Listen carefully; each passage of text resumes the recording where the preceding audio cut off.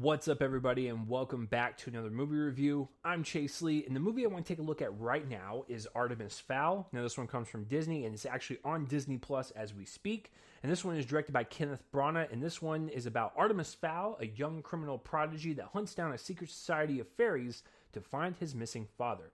So that's your plot in a nutshell, or it tries to be, but going into this film, I remember when the teaser trailer dropped for it, and it was like what seems like 6 years ago at this point.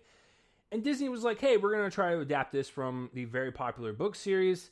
Here you go. Like, what do you think? And it was kind of lukewarm, to be honest with you. I didn't feel like anyone was talking about it after the first piece of media dropped for it. Everyone was just kind of dead in its tracks, just like it landed on the internet. No one talked about it.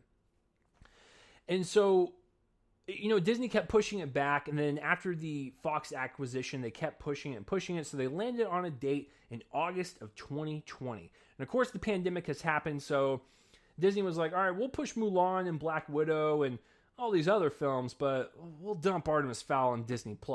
Just kind of shooing it along as the horrid, person in the family, just like, I don't know, man, you might not be good for theatrical or even a rental release. You need to go straight to Disney Plus. So, and here we are. As content creators, we got to find stuff while we're all in this pandemic, and studios are trying different things. Warner Brothers and Universal have gotten into the game of just dropping things on for rental. Artemis Fowl is just dropping straight up on Disney Plus, no extra costs. So I don't know how they're gonna make money on this thing. They're gonna swim in the financial bath of this film, but there's a reason why it's on Disney Plus. This movie's bad, and it's something I never, ever want to watch again. I don't even think kids would enjoy this. I don't think parents that are going to have their kids force them to watch it are going to enjoy it. It's just a film that doesn't leave any type of memory whatsoever, and at the bare minimum, it would just be an okay movie. When you're throwing over $100 million on this movie, I think that's what the budget was. That's not good. They were trying to create a series and a franchise out of this movie, but this is not a great stepping stone for that. I will tell you that much. First little thing to get out of the way. The plot synopsis on IMDb hunts down a secret society of fairies to find his missing father. I got news for you. This is not a spoiler. This is just the movie. Artemis is in his house the entire time. He does not leave his house until the end of the movie. The fairies, the goblins, the ghouls, the trolls, whatever is in that world, they come to him. So he doesn't really discover anything. He might capture one of them. He might talk with one of them, and he's trying to find out where his father is. But he don't hunt no secret society down. The secret society comes to him. So I find that kind of weird that this is the plot synopsis that people want to go with, because that's not the case. Second thing is that Kenneth Branagh, which I respect as a director, I think he's a great visionary for most stories. Like this is a guy who can adapt in any genre and just kind of run with it. It'll be his own. It might be good or bad, but it's his own, and he can make it work. The problem with Artemis Fowl is that it is based on a collection of books. And so this film feels like it's not even a stepping stone to create a franchise. It's trying so hard to be like other franchises.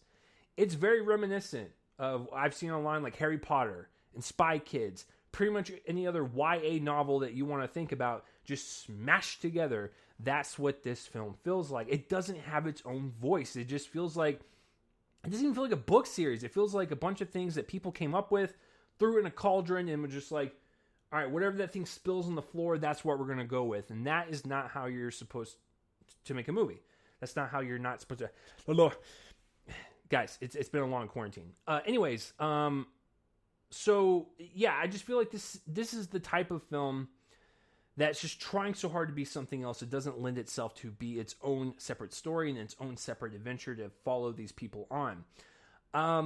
Also, this film feels like a sequel. So not only are they trying to do a stepping stone to a franchise, I feel like this is the second or the third one in the franchise. This doesn't even feel like a first movie. It just feels like we're just jumped into this thing, and we're supposed to like know these characters and everything. It feels like there's a history with these people and these creatures, but this is the first time we've have seen them, and so that kind of results into no emotional weight to this thing. There's nothing to care about. There is a really kind of hollow feel to this entire movie. It just feels shallow in the way the production design is kind of brought together. They feel like just cheap sets.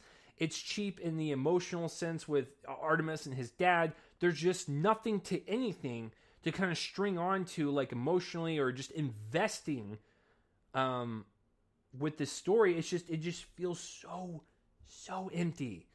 And so it makes for the hour and 35 minute runtime a boring watch. And I was just waiting for it to be over with. I can see where the sense of adventure and the sense of fun and just vibrancy that this world can offer.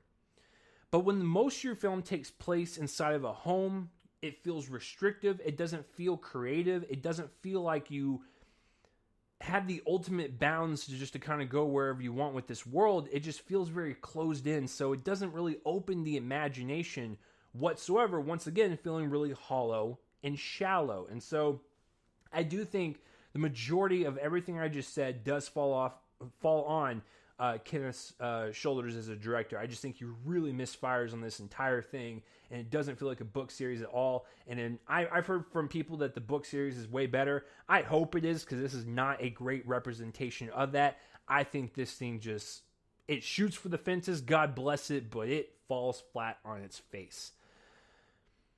The second biggest thing I would say that's wrong with this film is for Dia Shaw, the young boy that plays Artemis Fowl. If this kid wants to have a career in acting, go for it. Acting is tough. I get that. You want to put yourself out there, go for it. But he's got to get better at it. This is not the type of acting that lends itself to a lead role, a person that we're supposed to follow throughout this entire journey, have that emotional heft to him with the father in that relationship, the sense of adventure he wants us to go on with him. It's just like none of that's there. It's a very one-dimensional performance. It feels like a lot of basic line reading and some weird facial reactions after said line reading that they should have definitely cut away from sooner, because it's just super awkward to watch. It's just not the type of performance that they should have just recast it. I'm sorry. It's just he's just not good. God bless him. He wants to go off and do this as a career. Just work on it. But this is not a good, I think, representation of what your career wants to be. So, everyone else is whatever. Josh Gad's quite annoying. I think the best person... speaking of Josh Gad, Judi Dench is also in this, and they have like this gruffness to their voice to make it seem like they're, I don't know, like fable characters. It's just so weird that Kenneth would ask them to like, please, can you talk like you have smoker's lung? It's just, it doesn't sound good whatsoever. I'm trying to look up Nonso Anozie. That guy was good. He was the sidekick. He was the butler, but you're not supposed to call him a butler, to Artemis Fowl. He's the one that kind of like helps him, try to find his dad and like, help him uncover all these secrets and stuff, and also kind of keep some from him. He was good. He probably gave the most like life to his performance, the most I don't know, just there's a liveliness to him, and like I felt like that was the type of character placed into this world, this fantasy movie, that I thought was appropriate, and he did a decent job. Everyone else, no thank you.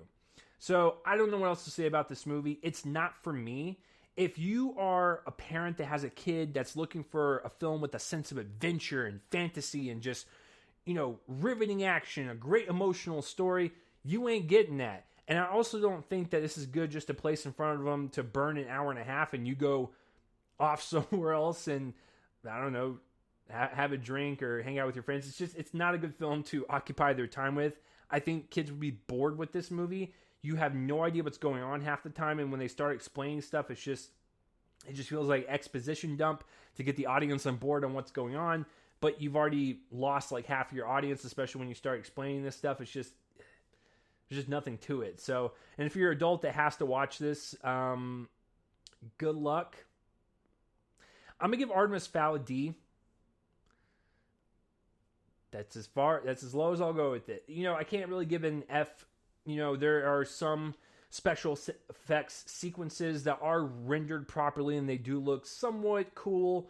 And there's some interesting action and some, set pieces that, could have made it more entertaining. But other than that, it's competently made in terms of like someone put a camera in front of a actor, press record type of deal.